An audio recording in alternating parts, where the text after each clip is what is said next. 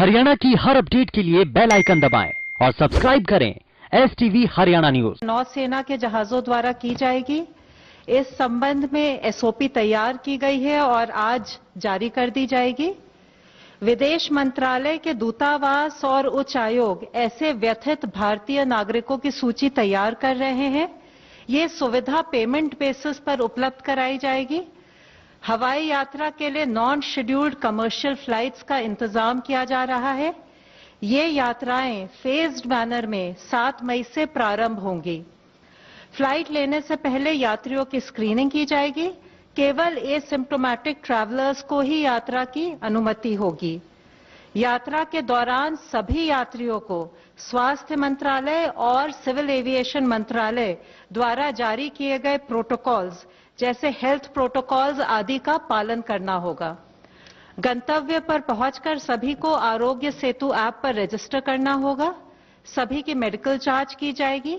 जांच के बाद संबंधित राज्य सरकार द्वारा उन्हें या तो अस्पताल में या इंस्टीट्यूशनल क्वारंटाइन में 14 दिन के लिए पेमेंट बेसिस पर रखा जाएगा। 14 दिन के बाद दोबारा कोविड टेस्ट किया जाएगा और हेल्थ प्रोटोकॉल के अनुसार अग्रिम कार्यवाही की जाएगी। राज्य सरकारों को वापस आने वाले भारतीयों के परीक्षण, क्वारंटाइन और अपने राज्यों में उनकी आवाजाही की व्यवस्था बनाने के लिए सलाह दी जा रही है।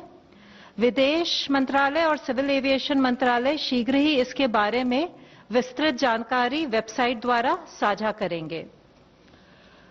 भारतीय रेल ने प्रवासी श्रमिकों के लिए अभी तक 62 स्पेशल ट्रेन चलाई हैं और लगभग 70,000 यात्री इस सुविधा का उपयोग कर रहे हैं। आज 13 और ऐसी ट्रेनें चलाए जाने की उम्मीद है। कल आप सबके साथ मैंने गृह मंत्रालय ने जो लॉकडाउन से जुड़े दिशा निर्देश जारी किए थे, उनके मुख्य बिंदु साझा किए थे। आज मैं आपके साथ लॉकडाउन से जुड़े जो नेशनल डायरेक्टिव्स यानी राष्ट्रीय निर्देश हैं, उनकी तरफ आपका ध्यान आकृष्ट करना चाहूंगी। सार्वजनिक स्थानों के लिए जो हमने निर्देश जारी किए हैं, उसमें सबसे पहले यही है कि सभी को फेस कवर यानी फेस मास्क लगाना अनिवार्य है। सार्वजनिक स्थानों पर सबको 2 गज की दूरी बनाए रखना जरूरी है। सार्वजनिक स्थानों पर थूकना दंडनीय अपराध है। इन स्थानों पर शराब, पान, गुटखा, तंबाकू इत्यादि का सेवन करना वर्जित है। दुकानों पर सोशल डिस्टेंसिंग के नियमों का पालन किया जाना अनिवार्य है। दुकान पर एक समय में 5 से अधिक व्यक्ति नहीं हो सकते। किसी भी संगठन या ऑर्गेनाइजेशन को 5 या 5 से अधिक लोगों को एक स्थान पर इकट्ठा करने की अनुमति नहीं है। विवाह संबंधी समारोह में 50 व्यक्तियों से अधिक के शामिल होने पर रोक है। इन समारोह में भी सोशल डिस्टेंसिंग के नियमों का पालन करना आवश्यक है।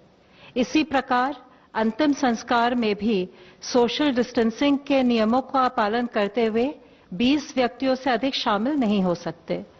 अब मैं आपके साथ कार्यस्थलों के लिए जारी राष्ट्रीय निर्देशों को फिर से साझा करना चाहूंगी।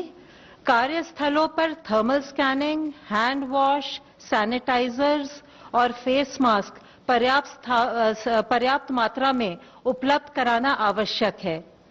कार्यस्थलों पर और कंपनी परिवहन में इंचार्ज द्वारा सोशल डिस्टेंसिंग सुनिश्चित करना भी आवश्यक है। काम की शिफ्टों के बीच समय का पर्याप्त अंतराल होना चाहिए और स्टाफ को अलग अलग लंच ब्रेक दिया जाना चाहिए ताकि सोशल डिस्टेंसिंग सुनिश्चित की जा सके। सभी कर्मचारियों के लिए आरोग्य सेतु ऐप पर रजिस्टर करवाना संगठनों के प्रमुखों की जिम्मेदारी है। कार्यस्थलों को समय समय पर खासकर शिफ्ट्स के बीच में सैनिटाइज किया जाना भी जरूरी है।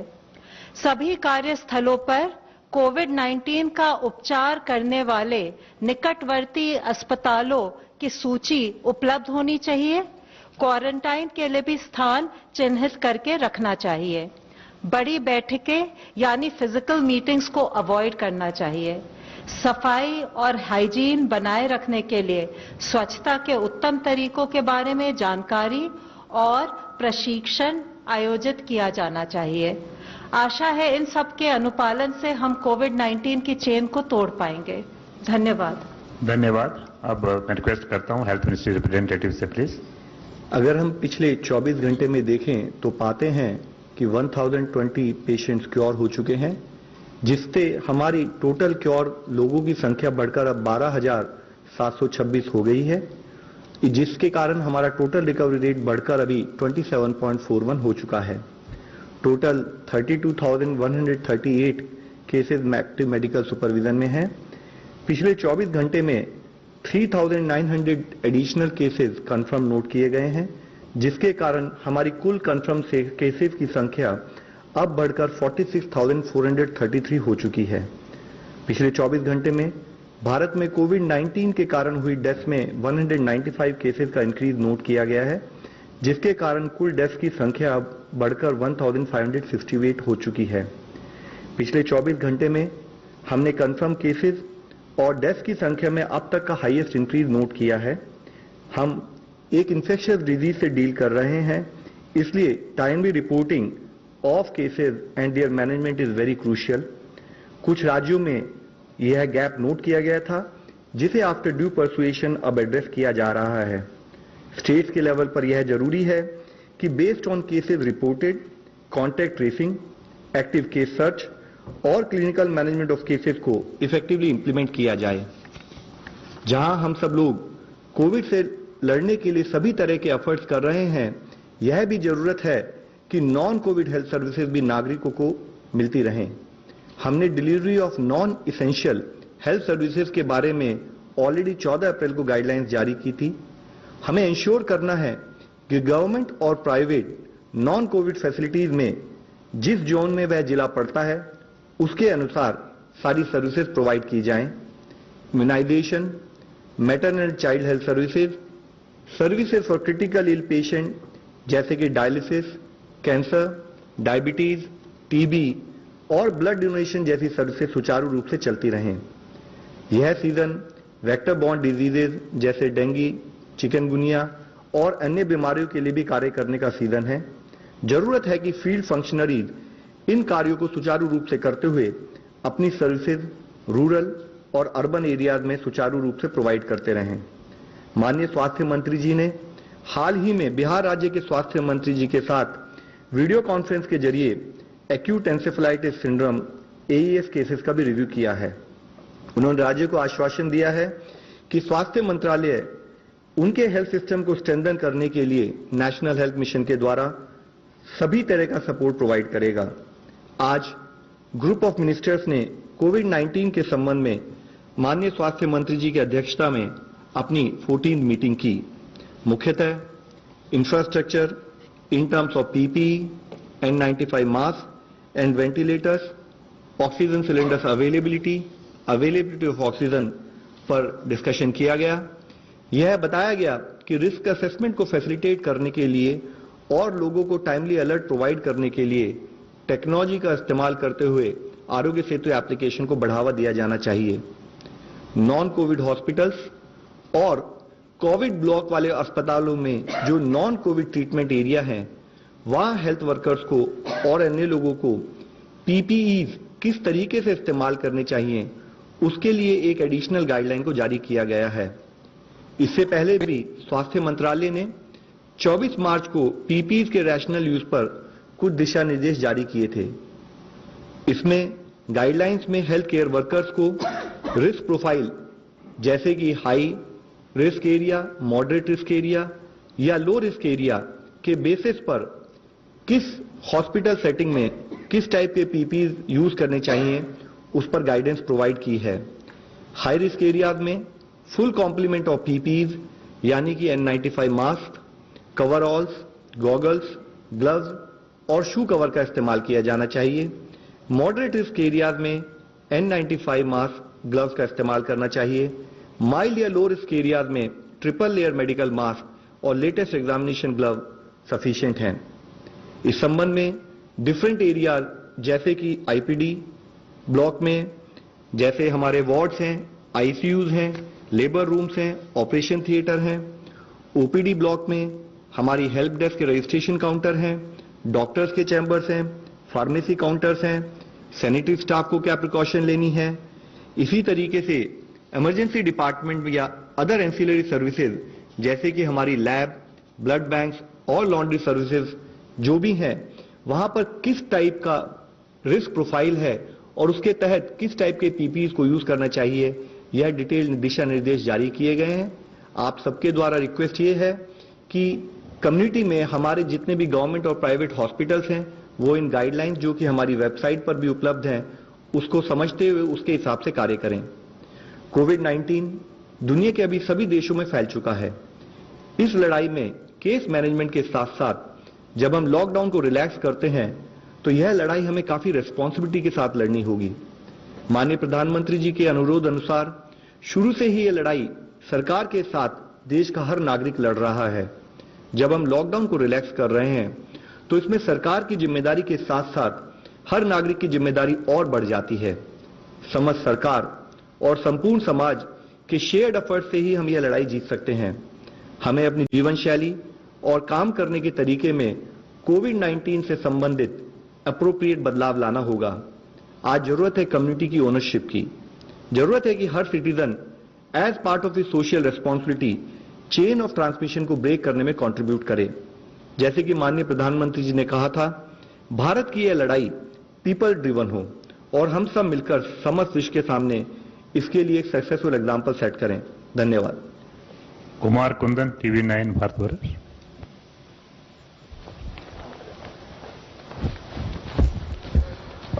मेरा सवाल लव अग्रवाल सर से है। सर एक बात बताएं कि पिछले एक दिन की जो बात हो रही है उसमें सबसे ज्यादा डेथ्स देखे गए हैं और कुछ अगर स्पेसिफिक राज्यों की बात करें तो वहां और भी ज्यादा, मतलब मैं पश्चिम बंगाल और दूसरी जगह की बात कर रहा हूं। क्या इसकी वजह लग रही है और क्या ये बहुत ज्यादा फैल रहा है, कम्युनिटी की तरफ जा रहा है? सर जैसे मैंने आपको इससे पहले भी बताया है कि कुछ स्टेट से जब हमारे को केसेस टाइम पर रिपोर्ट नहीं हुए, डेथ रिपोर्ट नहीं हुई, तो हमने उनको परसुएट किया और उसके तहत ही केसेस रिपोर्ट हुए, जिसके कारण ही सडनली आप डेथ की संख्या में इंक्रीज आज नोट कर रहे हैं। लेकिन इसके साथ ही ये भी हम सबको समझना होगा कि जो हमारे कंटेनमेंट एफर्ट्स फील्ड में आज काम कर रहे हैं, जिस तरह से हमने स्टेट्स को और स्टेट्स के साथ साथ जिले के अधिकारियों को गाइड किया है कि वो जहां पर भी केसेस आए वहां कंटेनमेंट जोन बनाएं और स्पेशल टीम्स के जरिए हाउस टू हाउस सर्च करके उन केसेस को ट्रैक करें और उन केसेस को कंट्रोल करें। तो अभी इस सिचुएशन में बहुत जरूरी है कि इसी एफर्ट को हम उसी कंटिन्यूड विगर के साथ करते रहें। Mister Rubin Lalamanurma. Regarding rapid antibody test kits, you already we have already pre-ordered kits. What is the status of that, and will you further take up the rapid antibody test? Sir, rapid antibodies test issue had already been explained in greater detail by ICMR. They had already mentioned that they are examining the issue, and once they will get some better clarity on that, we will let you know. Online question. Despite grounding of lights and lockdown, our doubling rate has not changed dramatically. In such circumstances, how feasible is it to still trace each contact of a positive case? Will be there no testing in general community like some states are doing? So, as we discussed yesterday also, actually lockdown has yielded very positive results for the community. We started with a case doubling rate of 3.4, and as on today we have a case doubling rate of around 12, which means when the cases were doubling in 3.4 days, today we had case doubling at around 12 days. However, this momentum and this result has to be sustained, and parallel it is equally important that whatever positive cases are found, each and every contact has to be traced.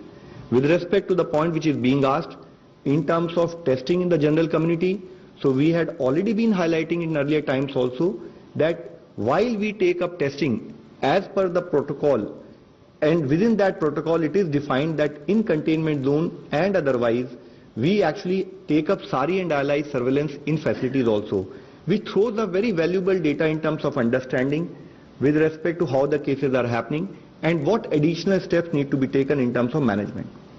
Mr. Nilu Ranjan, Dainik Jagran.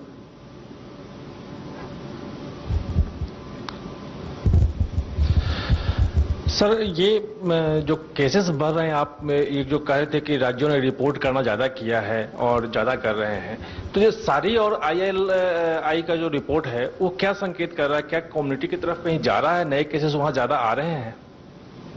Sir, जितने भी हमने जो इसके बारे में आपको पहले भी एक्सप्लेन किया था कि कहीं पर हमारे स्मॉल क्लस्टर्स हैं, तो जहां स्मॉल क्लस्टर्स है वहां पर आप ये पाते हैं कि एक से दूसरा केस बिल्कुल ऑटोमेटिकली आप लिंक कर सकते हैं और उसको फॉलो कर सकते हैं। इसी तरीके से कुछ लिमिटेड एरियाज में यू विल ऑल्सो नोट कि हमारे लार्ज आउटब्रेक सिचुएशन हम बोलते हैं कि जहां पर मल्टीपल क्लस्टर्स हम पाते हैं। तो अगर उस तहत में देखें तो we are very comfortable in terms of managing the situation as of now. However, it is also to be understood that since this is an infectious disease, any laxity at field level in terms of management, any lack of cooperation in terms of social distancing and physical distancing will have its consequences. Mr. Sahil, ANI, here it's this.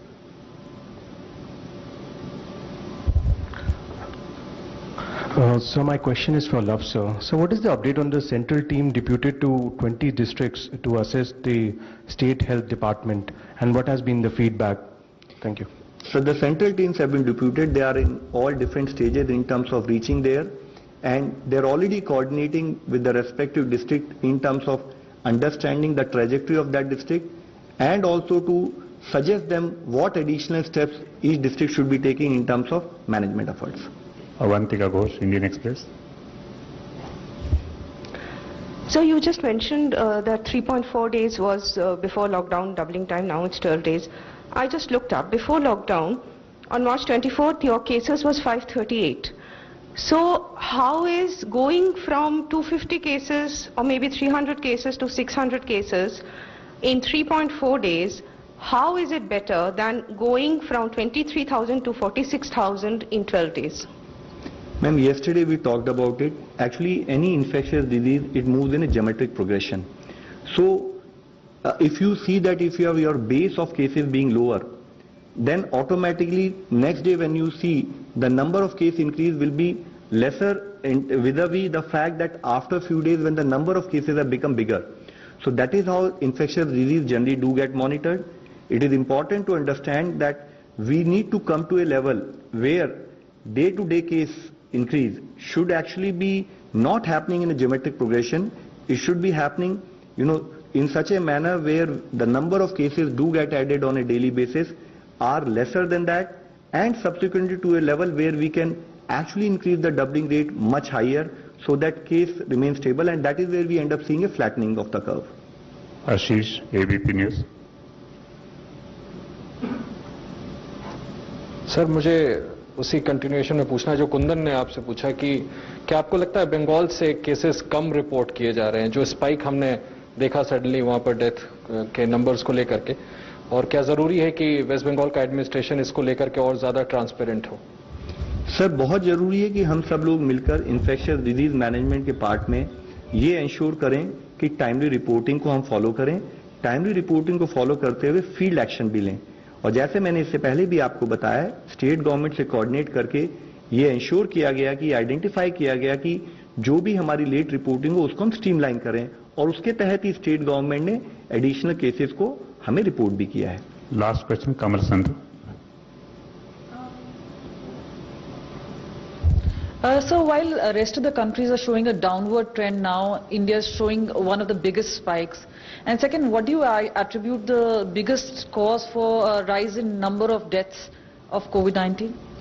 Ma'am, actually today's whole discussion has been on the fact that in one or two locations larger cases of deaths have been reported. So that is primarily the reason why suddenly we found larger number of deaths.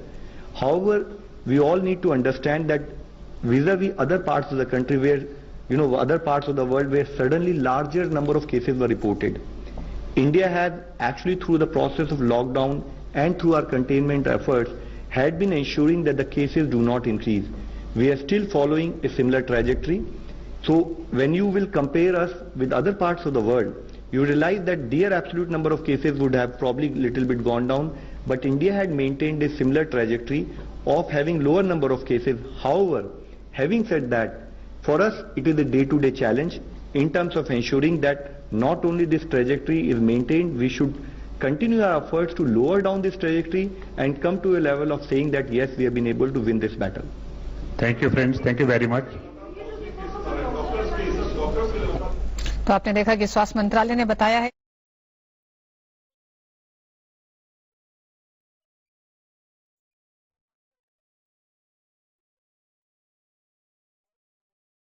की press conference सुनी।